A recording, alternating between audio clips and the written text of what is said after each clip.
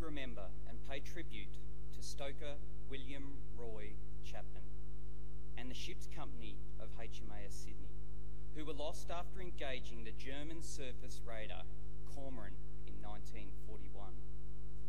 William Roy Chapman was born on the 3rd of December 1920 in Stoke-on-Trent in Staffordshire, England, one of 3 children born to William and Harriet Chapman. The Chapman family immigrated to Australia and came to live in Willoughby on Sydney's North Shore.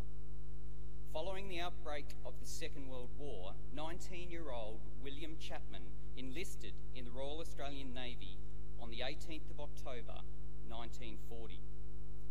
Chapman was first posted to the Navy depot HMAS Rushcutter at the Sydney Harbour suburb of Rushcutter Bay. In mid-November 1940, he was posted to HMAS Cerberus, the Navy's training establishment south of Melbourne on Western Port Bay. He remained at Cerberus for just over 3 months. Chapman was then posted to Sydney on the 21st of October 1941. A modified Leander-class light cruiser, Sydney was armed with 8 6-inch guns and was the pride of the Royal Australian Navy. Built in England, the cruiser was commissioned into the Royal Australian Navy in 1935 with a mixture of ages and levels of experience on board.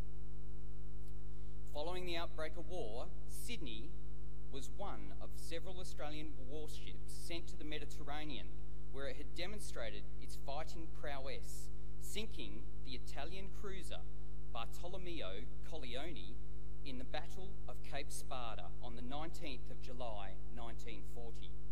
In February 1941, Sydney returned home to Australia, where it received a hero's welcome. For much of the year, the cruiser was engaged in escort duties that took it to the Netherlands, East Indies, Singapore, Noumea, Auckland and Suva. On the 19th of November 1941, Sydney was steaming back to Fremantle, having escorted a troop ship part of the way to Singapore. At about 4 p.m, the cruiser spotted a suspicious merchant ship and decided to investigate. By 5:30 p.m, Sydney had almost drawn alongside the vessel, which suddenly revealed its true identity as a German raider.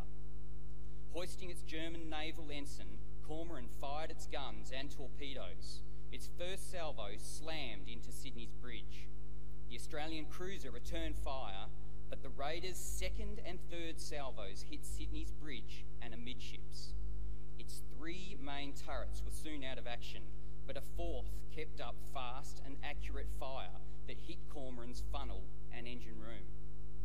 Sydney in turn was hit by a torpedo between the turrets. Mortally damaged and ablaze, Sydney turned away from the raider, continuing to fight using its secondary armament and torpedoes. Cormoran was also burning. At 6:25, its captain gave the order to abandon ship. As the German sailors evacuated their stricken vessel, they watched the Australian cruiser, now only a distant glow on the horizon, disappear into the night.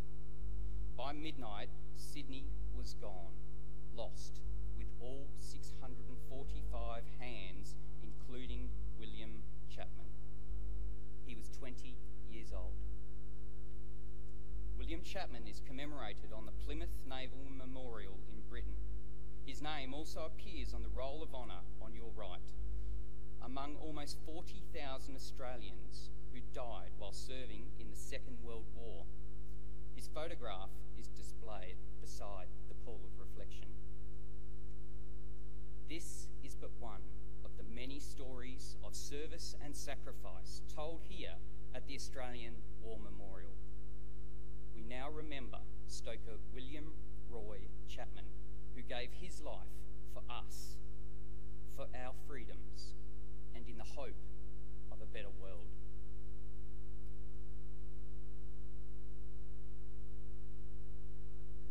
Could you all please stand for the ode and last post?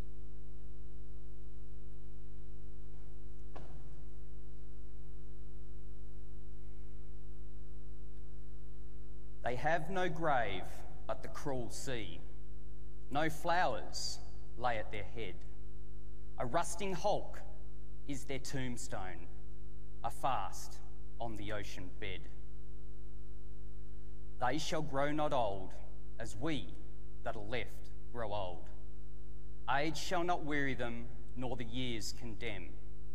At the going down of the sun, and in the morning, we will remember them.